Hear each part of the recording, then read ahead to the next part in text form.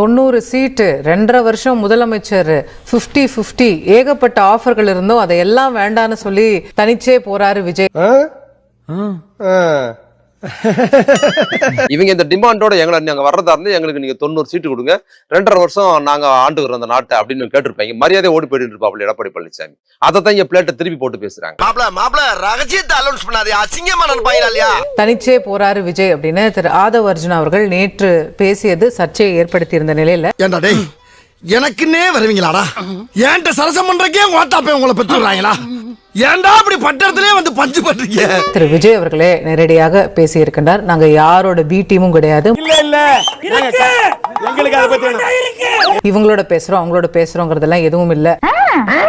மதச்சார்பற்ற சமூக நீதி கொள்கையில நாங்க தெளிவா இருக்கிறோம், அதுல காம்ப்ரமைஸ் பண்ண மாட்டோம் அப்படின்னு. என்னால நம்ப முடியலடா. அப்போ தனிச்சுதான் தாவேகா போக போகுது அப்படிங்கிறது உறுதியாக இருக்கிறது. ஆமா சரவணா, அந்த மலை மாறிட்ட மாட்டி நம்ம தெரிச்சு போறதை விட திரிச்சு போறது மேலு. நல்லா இருக்குல்ல அதே ரைமிங்க.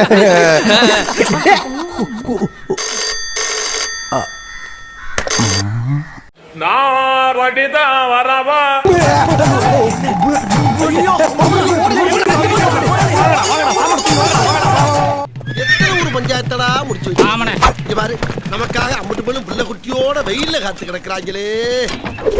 இது ஒரு ஃபுல் ஸ்டாப்பா பாக்குறீங்களா இல்ல டூ லேட் இது சொன்னது அப்படின்னு நினைக்கிறீங்களா? இது வந்து கமா, ஃபுல் ஸ்டாப்பும் இல்ல டூ லேட்டும் இல்ல. இதுவும் கமாவா? அரசியல்ல இன்னமும் இருக்கா? இன்னும் இருக்கு. இவர்கள் எல்லாரும் அரசியல்வாதிகள்.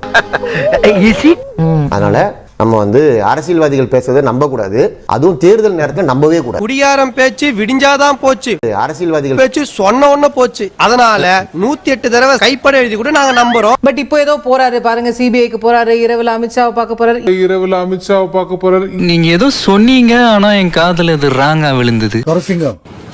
நான் திருச்செந்தூர் கோயிலுக்கு வந்தேன், கொஞ்சம் வர முடியுமா? தப்பாக்குதுண்ணா. டேய் அப்படி இல்லடா, ஏகப்பட்ட செய்திகளா தகவல்களா சோர்ஸா அது என்ன சொல்றதுன்னு தெரியல. பட் டினை பண்றதோட சேர்த்து எங்களுக்கு 90 சீட்டு கொடுத்தாங்கன்னு சொல்றாங்க. இந்த மூஞ்சி அந்த அளவுக்கு வர்த்து இல்லையே.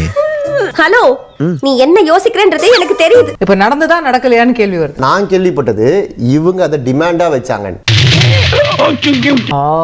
எங்களுக்கு நீங்க 90 சீட்டு கொடுத்து 2.5 வருஷம் முதலமைச்சர், ஏன்னா நாங்க முதலமைச்சர் கேண்டிடேட் அப்ரோச் பண்ணது இவங்க. அவங்க டிமாண்ட் வச்சாங்க 90 சீட்டு வேணும், 2.5 வருஷம் முதலமைச்சர் வேணும், ஏன்னா முதலமைச்சர்னு சொல்லி தான் களத்துக்கு வந்திருக்கோம். அதுவும் எங்களுக்கு முதல் 2.5 வருஷம் வேணும், அடுத்த 2.5 வருஷம் நீங்க வச்சுக்கோங்க. இதுல தான் எடப்பாடி கடுப்பாயி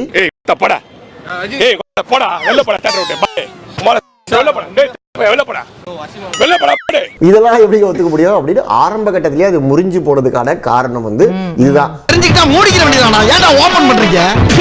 நாலு உசுர கொன்னுட்டேன்னு எங்களை கைய காலம் அமுக்க வச்சு தண்ணி எல்லாம் வச்சுட்டியாடா கேட்டது இவங்க.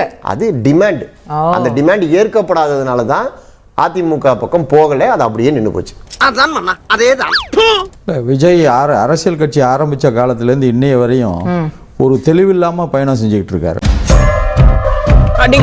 என்ன கொள்கைன்னு அவருக்கு இன்னைய வரையும் அவர் எதுக்கு கட்சி ஆரம்பிச்சோம் ஒன்னே ஒண்ணுதான் அவர் மனசுல இருக்கு. தமிழ்நாட்டோட சிஎம் ஆகணும், முதலமைச்சர் ஆகணும். ஆசை வேணா இருக்கலாம், ஆனா அதுக்கு முகலட்சணம் வேணும் இல்ல. இப்ப திமுக அப்படின்னா சமூக நீதி, எல்லோருக்கும் எல்லாம், அத மாதிரி ஒவ்வொரு கட்சிக்கு ஒண்ணு இருக்கும். விஜய்க்கு நீங்க எந்த கொள்கையும் சொல்ல முடியாது. என்கிட்ட என்கிட்ட இதை வேற எதுவுமே இல்ல, ஒண்ணுமே இல்ல. அவருக்கு அந்த பிறப்புக்கும் எல்லா உயிருக்கும்னா அர்த்தமே தெரியாது. கேட்டீங்கன்னா அவருக்கு அர்த்தமே சொல்ல முடியாது, விஜய்க்கு சொல்ல தெரியாது. அது தெரிஞ்ச நாயா இங்க வர்றேன், தெரியாம தான் இங்க வந்து குத்த வச்சேன். இப்ப இஃப்தார்ல பேசியிருக்காருல, என்ன பேசினாரு 1 hour கழிச்சு கேட்டீங்கன்னா அவருக்கு தெரியாது. எதனால டாக்டர் இப்படி ஆச்சு? சின்ன வயசுல இஷ்டத்துக்கு அரைப்படல் அடிச்சா இந்த மாதிரி ப்ராப்ளம் வரும். இப்போ ஒரு கண்டிஷன், எங்களுக்கு 90 சீட்டு கொடுத்து 2.5 வருஷம் விஜய சிஎம் ஆக்கினா நாங்க கூட்டணிக்கு வரோம்னு நீங்க வச்ச டிமாண்ட ஆஃபர்னு சொல்றாருன்னு ஒரு விமர்சனம் வருது. இன்னைக்கு காலையில உங்க தொலைக்காட்சி உள்பட எல்லா இடத்துலயும் ஒரு நியூஸ் போயிட்டே இருந்தது. அமித்ஷா கட்டளை தமிழக பாஜக தலைமைக்கு இனி பேச்சுவார்த்தை தொடர வேண்டாம். இதையும் அதையும் லிங்க் பண்ணி பாருங்க. அப்ப யார்கிட்ட யார் பேசுறது? எப்படி சார் அவ்வளவு ஸ்பீடா போகுது? நீங்க வா, நான் அங்க வரேன். Okay sir. அதுதான் கேக்குறேன். அப்போ அதிமுகவோட பேசிட்டு அமித்ஷாவோட பேசிட்டு எதுவும் கதைக்கு ஆகல, நம்ம டிமாண்ட் எதுவும் ஏற்கலன்னதும் இஃப்தார் நோம்புல வந்து நாங்கள் மதச்சார்பின்மை, நாங்கள் யாரோடும் கூட்டணி இல்லை அப்படின்னு சொல்ற மாதிரி தானே ஆகுது. அப்ப ஆதவ அர்ஜுனா 90 சீட்டு கொடுத்தாங்க அப்படின்னு சொன்னது என்ன? அது அப்படியே போட்டனா நான் கேட்டது என்கிட்ட திருப்பி கேளு. அதுதான் சார் நானும் கேட்டுட்டு இருக்கேன். அதுக்கு விளக்கம் சொல்ல வேண்டியது அவருதாங்க. அப்புறம் என்ன நீங்க வந்த சார் இது வாழைப்பழ காமெடி மாதிரி போகுது சார். பேச்சுவார்த்தையே அதிமுகவோடு தாவேகா நடத்தல அப்படின்னு நான் சொல்ல. ஓகே, பேச்சுவார்த்தை நடந்தது.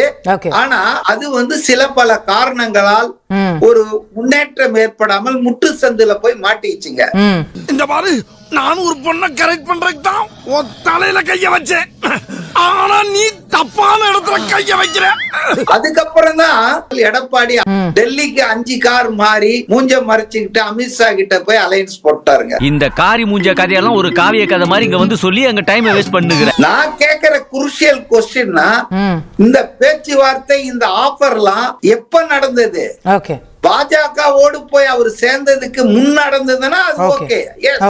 அத சொல்றாரா இப்ப? இல்ல இப்ப ஏதாவது புதுசா நடந்ததா? அதுக்கு வாய்ப்பு இல்லை. ஏன்னா விஜய் ரொம்ப தெளிவா சொல்லிட்டாரு. அதனால எப்ப நடந்தது என்பது குருஷியல் டேட். ஓகே, பொதுவா திரு விஜய் அவர்கள் சினிமா தியேட்டர்ல இருந்து நேர சீஃப் மினிஸ்டர் ஆகணுங்கிறது அவருடைய கனவு. ஏண்டா கனவா இருந்தாலும் ஒரு நியாயம் வேணாமாடா? நமக்கு வந்து எம்ஜிஆருக்கு இணையான ஒரு செல்வாக்கு இருக்கு. இதுவும் உங்களுக்கு ஒரே பிராண்ட். ஆகவே அதுவே போதும், வேற எதை பத்தியும் கவலைப்படல அவரு. இல்லைன்னா இந்த மாதிரி ஒரு சூழ்நிலையில ஃபேமிலி மேட்ரு பிரச்சனை ஓடிக்கிட்டு இருக்கும்போது அடக்கி வாசிச்சிருக்கணும். அந்த நேரத்தில் த்ரிஷாவை கூட்டிட்டு போய் ஒரு இடத்துக்கு கூட்டிட்டு போய் உஷார் பண்ணி ஒரு வாரம் சோறு தண்ணி இல்லாம ராத்திரி பகல்னு தூங்க விடாம இந்தி கத்துக்க போறேன்டா உடுக்கவாயா. சமூக நீதி அது இதுன்னு சொல்றாரு. சமய சார்பின்மையில நான் காம்ப்ரமைஸே பண்ண மாட்டேன். இஸ்லாமியர்களுடைய நோம்புல போய் உட்கார்ந்து தொப்பி வச்சு சாப்பிட்டுட்டு சமய சார்பின்மை பத்தி அவர் இன்னொரு அது சொல்லக்கூடாதுன்னு கூட அவருக்கு தெரியல. இவ்வளவு நாளா இது தெரியாம போச்சு. எவ்வளவு படிச்சாலும் புரிய மாட்டேங்குது. எதுக்கு புக்க கொஞ்சம் நேரா வச்சு படிச்சு பாருங்க, புரிஞ்சாலும் புரியும்.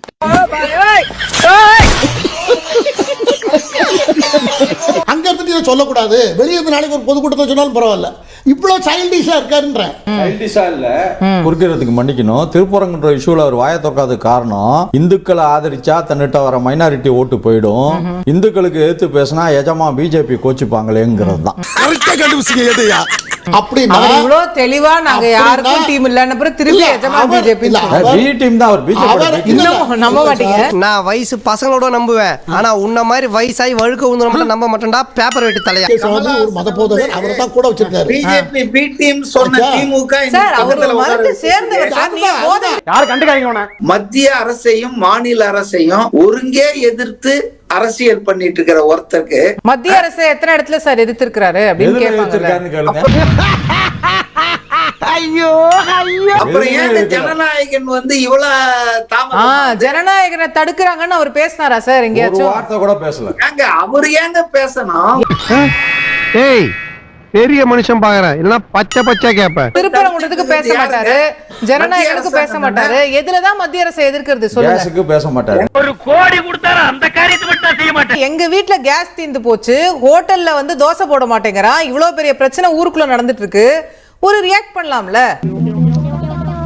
யாராவ இவ்வளவு அமளிதுமளி இங்க நடந்துட்டு இருக்கு, டம்மியா உட்கார்ந்து ஒருத்தர் மிச்சம் தின்னுட்டு இருக்கா? பண்ணலாம், அதுல ஒண்ணும் தப்பு கிடையாது. ஏன் பண்ணாதவங்க எல்லாம் பாஜக ஆதரவாளர்கள், பண்றவங்க எல்லாம் பாஜக எதிர்ப்பாளர்கள், அதை வச்சு கணக்கிட முடியாதுங்க. இப்போ அவன் கேட்டதுக்கும் நீங்க சொன்னதுக்கும் என்ன சம்பந்தம்? பஞ்சு நல்லா இருக்கான்னு மட்டும் பார்க்கணும், அதுக்குள்ள ஆராய்ச்சி பண்ணக்கூடாது சார். ஒரு அரசியல் தலைவருடைய நிலைப்பாட்டை, பாலிசியை வேற எதை வச்சுதான் புரிஞ்சுக்கிறது சார்? வந்து இப்ப நான் என்ன உங்கள்ட்ட சொல்றது, தேவையில்லாத ஐடியாலாம் கொடுத்துட்டு நம்மளை இறக்கி விட்டு வெடிக்க பாக்குறானே, இவங்கிட்ட போய் நான் என்னத்த பேசுவேன்? தாவேகா என்டிஏ கூட்டணி அப்படிங்கிற செய்தியை பரப்புனதே திமுகன்ற. திமுகக்கு அந்த அவசியமே இல்லை. எதுக்கு பரப்பணும்? யார் யாரோடு சேர்ந்தாலும் மீண்டும் திரு முத்துவேல் கருணாநிதி ஸ்டாலின் தான் முதலமைச்சர். நெட்டையா வந்தாலும் குட்டையா வந்தாலும் அந்த வெடக்கோழி இந்த வேட்டையனுக்கு தான்டா. கெட்ட பையன் சார் இந்த Palsamy. Vijay is neither A leader நார் ஏ டெஸ்ட்ராயர். அவர் வந்து எந்த கட்சியையும் அவருடைய பிரசன்ஸால எந்த கட்சியினுடைய ஃபார்ச்சூனையும் அவர் வந்து அழிக்க போறது இல்ல, அழிக்கக்கூடிய வல்லமையும் இல்ல. அப்படின்னா நீங்க ஒரு செல்லா காசுன்னு சொல்லுங்க. கட்சி ஆரம்பிச்ச உடனே ஒரு புது கட்சி ஒருத்தர் தொடங்கினார் என்றால் நாளுக்கு நாள் அந்த கட்சி வளர்ந்து கொண்டிருக்கும். ஆனால் இது வந்து தேய்பிறை போன்று நாளுக்கு நாள் தேய்ந்து கொண்டே இருக்கிறது. அப்ப கட்சியை கழிச்சிட வேண்டியது தானா கலைஞ்சிருவானியாரே. எது விஜய்க்கு என்னன்னா ஒரே இது திமுக மீது காழ்ப்புணர்ச்சி, திமுக எதிர்ப்பு. இதை தவிர விஜய்க்கு வேற எதுவுமே தெரியல. ஏன்னா அந்த சிஎம் சீட்டை பாக்குறாரு, அதுல திமுகவோட தலைவர் உட்கார்ந்துருக்காரு. முடிஞ்சா ஓடி போய் தள்ளி விட்டுட்டு நம்ம உட்காரலாமான்னு பாக்குறாரே ஒழிய மக்களோட பிரச்சனையை எடுத்து பேசவே இல்லை. மக்கள் எப்படி போறா உங்களுக்கு என்னங்க? திமுகவை தீய சக்திங்கிறது, தான் ஒரு தீய சக்தி என்பதை மறந்து திமுக தீய சக்திங்கிறாரு. இவ்வளவு வேலை செஞ்சு மண்டை மேல இருக்க கொண்டே மறந்துட்டேனா? தீய சக்தியாக இருந்தா திமுக தீய சக்தியா? தீய சக்தியாக இருந்தால் திமுக 6 முறை எப்படி ஆட்சி அமைத்திருக்கும்? மக்களுடைய ஆதரவு எப்படி இருக்கும்? இப்ப 7வது முறை ஆட்சி அமைக்க போது தீய சக்தி நீங்க சொல்ற திமுக. நீ கேட்டது கரெக்டான கேள்வி. நீ ஒரு தீய சக்தி என்று உன் வீட்டில் உள்ளவர்களே சொல்லிவிட்டார்கள். நான்சென்ஸ்.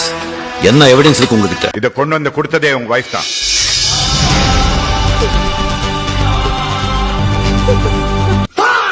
ஏன்னா இப்ப சார் பேசும்போது சொன்னாரு விஜய் ஒரு ஸ்பாய்லரே கிடையாதுன்னு. ஆமா, விஜய் ஒரு மிகப்பெரிய ஸ்பாய்லர். யாருக்கு அதுதான் தெரியல. விஜய் அவர்கள் தனித்து போட்டின்னு இன்னைக்கு சொல்றாரு, நாங்க யாரோடையும் சேரலன்னு. ஆனா அவர் தனித்து விடப்பட்டிருக்காருன்ற விமர்சனம் இருக்குல்ல. தனித்து விடப்பட்டார்னா அவரை யாரும் வந்து சீண்டலன்னு அர்த்தங்க. என்ன சொல்ல சொன்னா என்ன சொல்லிட்டு இருக்க? ஆனால் இங்க வந்து விஜய வாராய் நீ வாராய்னு மாறி மாறி பாஜக தலைவர் நயினார் நாகேந்திரன்ல இருந்து நாங்க பேசவே இல்ல எல்லாமே வதந்தின்னு சொல்றீங்க. அப்புறம் எங்களை எவ்வளவு பேர் விரும்பி கூப்பிடுறாங்கன்னு சொல்றீங்க. இதுதான் சார் எனக்கு முதல்ல இருந்து குழப்பமா இருக்கு. புரியல, எனக்கும் புரியலையே. உதாரணத்துக்கு சொல்லி உள்ள வரைக்கும் போய் மாட்டிக்கிட்டேன். அப்படியே டிராவல் பண்ணுவோம் சார். இதெல்லாம் விடுங்க சார், என்டிஏ எல்லாம் விடுங்க சார். அவங்க எல்லாம் வந்து பேசலன்னே வச்சுக்கோங்க. நீங்க அழைப்பு விடுத்தீங்களா இல்லையா? எங்களோட வந்தால் கூட்டணி ஆட்சின்னு சொன்னீங்களா இல்லையா? யாராச்சும் வந்தாங்க? அழைப்பெல்லாம் விடுக்கலங்க. ஏன் அப்படி புதுனி பள்ளி பிறந்தவன பாருங்க, அழைப்பெல்லாம் விடுக்கல. விக்கிரவாண்டி மாநாட்டுல சார் அரசியல் அணுகுண்டு சார். ஆட்சியிலும் பங்கு அதிகாரத்திலும் பங்கு நீங்க அறிவிக்கிறீங்கன்னா அதுக்கு என்ன அர்த்தம்?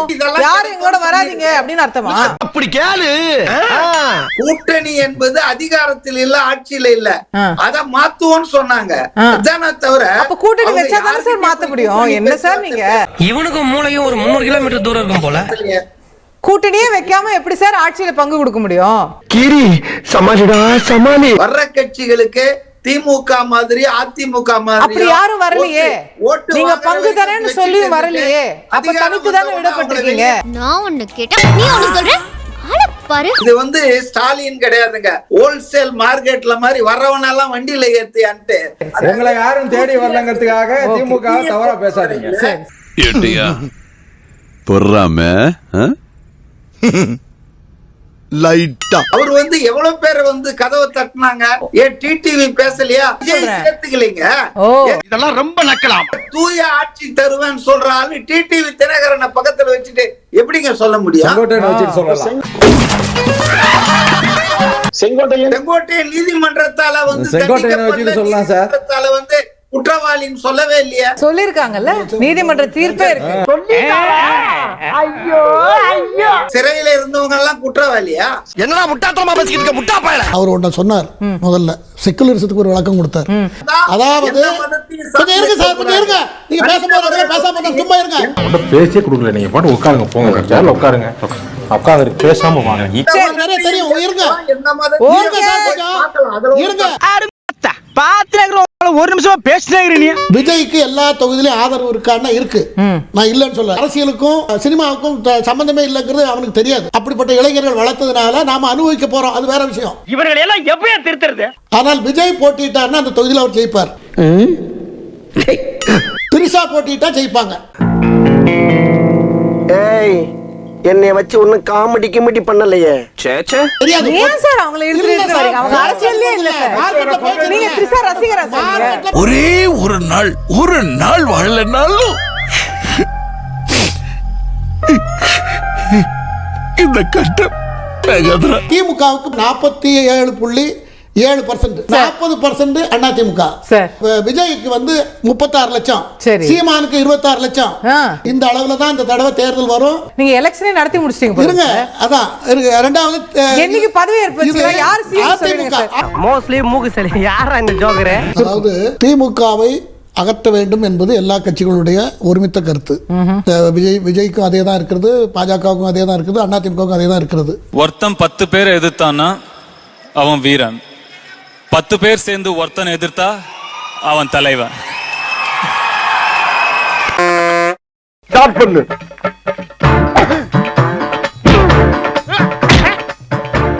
இங்கிட்டு வா. அப்படியா